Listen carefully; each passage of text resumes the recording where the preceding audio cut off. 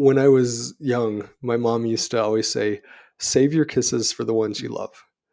Don't waste your kisses. Save your kisses for the ones you love." And when Patty and I started dating, it was our 13th 13. date. Our 13th date, Patty said, she said, "Are you ever going to kiss me?" And, and I said, "I want to know your soul long before I know your lips." Yeah. Let that And soak in, people. I want to know your soul long before I know your lips. before you ever know your wife's lips, know her heart, know her soul. Like, spend that time, and then just naturally, the rest will happen. Just naturally, it will just come. And it's not about, "Oh, we gotta force it," or it's, "I'm gonna see you.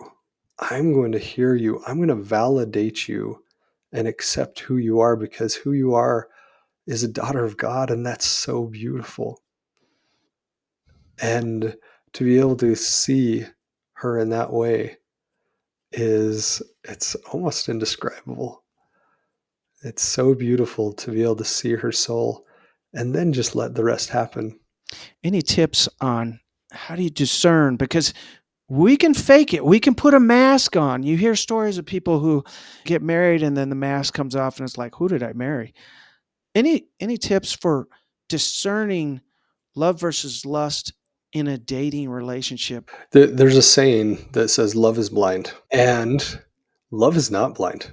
That's a myth. Lust is blind. We make really silly decisions when we are in a state of lust. Like, really silly decisions. We see past red flags. We see, "Oh, I feel all excited and get such a dopamine hit when we're together because we're just making out the whole time." Love has eagle eyes because love is trying to see someone's soul.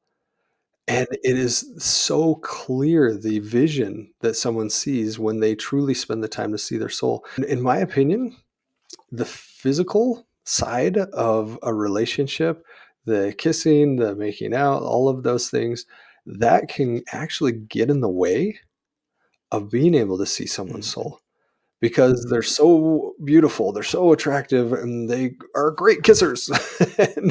And so all of a sudden it's like, well, the other stuff that really doesn't matter. And those things that we really weren't compatible about, it really doesn't matter because I am feeling all these other feelings about the sexual side. And it's something that will get in the way of seeing someone truly.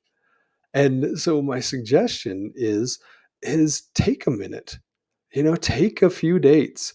I don't know that it has to be 13, but take a few dates and really try to get to know them in different environments, in different situations.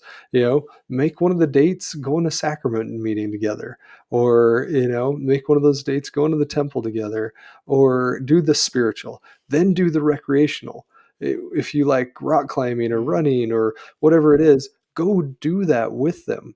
And they say that it's important to date someone through all four Mhm. seasons because when you date through all four seasons, you get to see the other person in all of those situations. You get to see them in this craziness of the holidays. You get to see them in all of the situations. And it's hard to pretend.